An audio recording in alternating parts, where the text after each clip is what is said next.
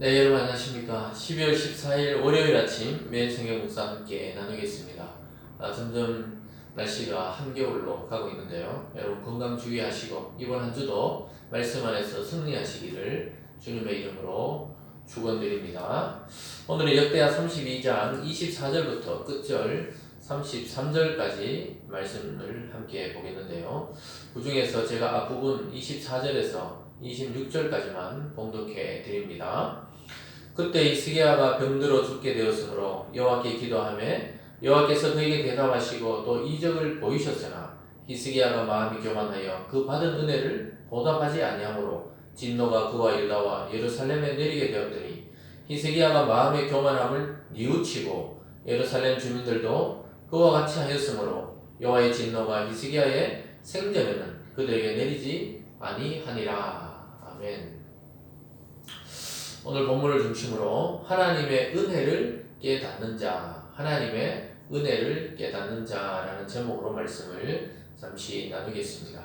여러분, 이 위대한 왕 히스기야의 역사에 대해서 한 일주일 정도 우리가 살펴보았습니다.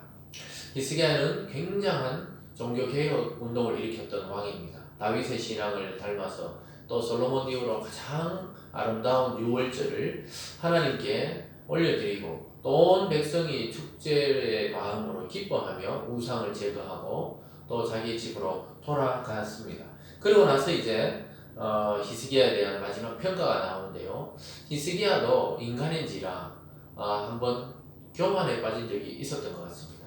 근데 다른 왕들은 교만에 빠져서 끝까지 교만하다가 하나님을 완전히 떠나서 멸망했지만 히스기야는 잠시 교만했다가 하나님의 징계를 통해 빠르게 회복하고 회개하고 완전히 돌이켜서 하나님 나라의 위대한 부흥을 일으켰던 왕으로 기록되는 것을 오늘 마지막 장면에서 우리는 보게 됩니다.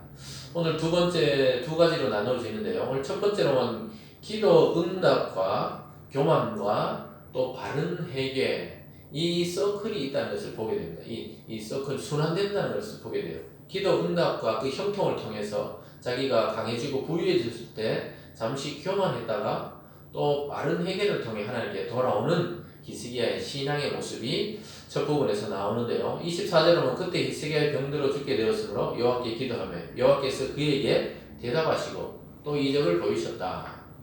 네, 이것은 열왕기에 또 기록되어 있는데요. 보면은 히스기야가 병들었을 때, 또 이사야 선지서에도 기록되어 있죠. 히스기야가 병들었을 때 하나님께 대놓고 기도했습니다. 벽면을 향해서 울고 기도하고 자기 신앙에 대해서 고백했을 때 하나님께서 그의 생명을 15년 연장시켜 준 적이 있었습니다. 그래서 그는 15년 동안 더 나라를 통치하게 되었는데 그 기쁨이 너무 커서 자기가 이 마음을 열어서 그 적들에게 다 보물을 보여준 적이 있었어요. 그러면서 오히려 하나님은 그것이 교만한 마음이라고 징계한 적이 있었습니다. 25절입니다. 히스기야가 마음이 교만하여 그 받은 은혜를 보답하지 아니하므로 진노가 그와 유다와 예루살렘에 내리게 되었더니, 그래서 이 강한 나라를 통해서 이들이 막 침략을 당하게 됩니다. 고통을 당하게 됐을 때, 그런데 재빠르게 히스기야는 자기의 잘못이 무엇인지 알고 뉘우치고 회개해서 하나님의 은혜와 긍휼을 다시 받게 된다는 것입니다. 26절입니다. 히스기야가 마음의 교만함을 뉘우치고 예루살렘 주민도 그와 같이 했으므로 여호와의 진노가 히스기야의 생전에는 그들에게 내리지 아니하였더라. 그러니까 하나님은 교만한 자는 벌하시지만 회개하고 뉘우치는 자에게는 다시 은혜와 긍휼과 사랑을 베풀어 주십니다. 이 많은 왕들이 통치 초기에는 좀 잘하려고 그러다가 나중에 자기 힘으로 또는 강대국의 힘으로 또는 우상의 힘으로 나라를 유지하려고 했다가 하나님께 매를 맞고 또 멸망하는 것을 보게 되었는데요. 이 히스기야는 빨리 뉘우치면서 그 하나님의 진노를 벗어나고 돌이키게 되는 것입니다. 그러나 그가 이 지은 그런 교만과 죄 때문에 결국은 자기 때에는 나라가 망하지 않지만 결국은 유다는 망하는 지경으로 가게 됩니다. 포로로 끌려가게 되는 결과를 나중에 자초하게 되는 것입니다. 어쨌든 다른 왕들과 다르게 히스기야는 빠르게 회개한다는 것을 보게 됩니다. 저와 여러분의 인생에 있어서도 우리가 감사하고 또 간절히 기도하지만 때로는 그 기도의 응답인데 참 자기가 잘해서 그런 줄 알고 금방 인간은 교만하고 우쭐대기 마련입니다. 그럴 때 하나님이 또 다른 고난을 통해 깨닫게 하실 때 빠르게 돌아와야 됩니다. 여러분과 제가 지금 어느 지점에 서 있는지를 봐야 돼요. 하나님이 멈추라 하는 지점인지 돌아오라 하는 지점인지 아니면 계속 전진하라고 하는 지점인지 하나님 말씀을 통해 또 기도와 또 묵상을 통해 응답받는 오늘이 되시기를 주님의 이름으로 축원합니다. 오늘 두 번째로만 히스기야의 누린 영광에 대해서 27절부터 끝절까지 쭉 이야기하고 있습니다.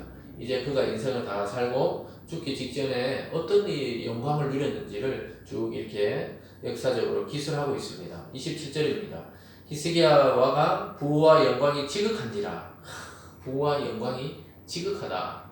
이 세상에 누구도 부럽지 않는 왕과 통치자가 되었다는 겁니다. 부와 영광이 지극한지라. 이에 은과 보석과 향품과 방패와 온갖 보배로운 그릇들을 위하여 창고를 세우고 곡식과 새 포도주와 기름의 산물을 위하여 창고를 세우고 또 그 다음 보면 온갖 짐승과 가축을 위해서 또 세우고 이렇게 하나님이 재산을 많이 주셔서 창고를 자꾸 지을 정도로 이 왕의 부귀와 영광이 높아졌다고 이야기하고 있습니다.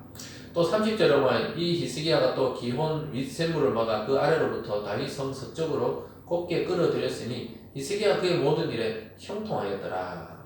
그래서 윗샘을 막아서 이 다윗 성까지 물을 끓여들여 수로를 만들었다는 거죠. 그러면서 참 이게 나라가 부강하게 되고 또 안정을 누리게 되는 것을 우리는 보게 됩니다. 그런데 그가 하나님이 시험할 때 한번 넘어가는 것을 보게 돼요. 31절 끝에 보면 하나님이 히스기야를 떠나시고 그의 심중에 있는 것을 다 알고자 하사 시험하셨더라.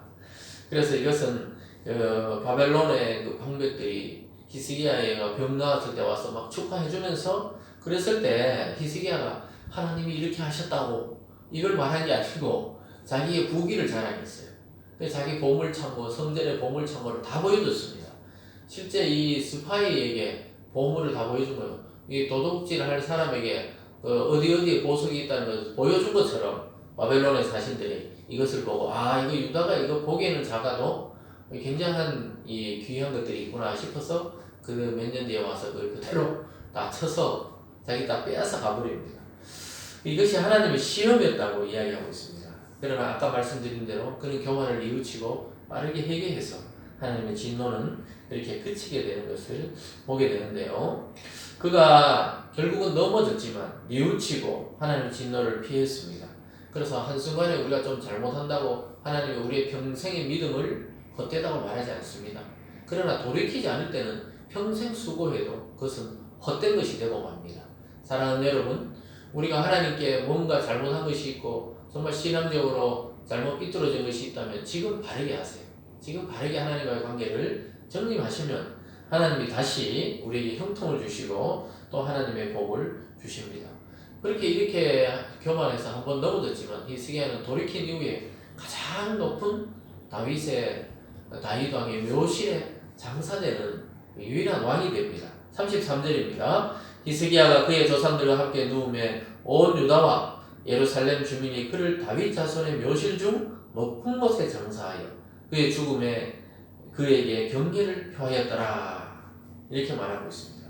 히스기야에 대한 평가가 뭡니까? 다윗의 묘실, 다윗의 같이 왕의 묘실 중에 가장 높은 곳에 장사 지냈다. 백성이 다 안 겁니다. 신하들이 다 안 거예요. 이의 신앙과 또 하나님을 따르고자 했던 것과 또 성전을 정화하고 유월절을 회복시키고 이스라엘의 평강의 시대를 이끌었던 왕이라는 걸 다 알고 있는 것입니다. 또 하나님이 그를 영화롭게 하셔가지고 그의 죽음도 영화롭게 하셨습니다. 사랑하는 여러분, 때로는 우리가 한때 실패해도 그것이 우리의 정체성이 아니라는 것을 알아야 됩니다. 우리는 그 실패 중에도 하나님을 찾았고 우리가 그 죄 중에 빠져 있을 때도 우리 마음에 탄식하시는 성령의 울음을 듣게 되었고 그래서 여기까지 우리가 온 거 아닙니까? 사랑하는 여러분, 하나님께서 우리를 평가하신다는 사실, 그러나 우리가 잘못할 수 있고 실수할 수 있고 죄에 빠질 수 있다는 것도 하나님 알고 계십니다.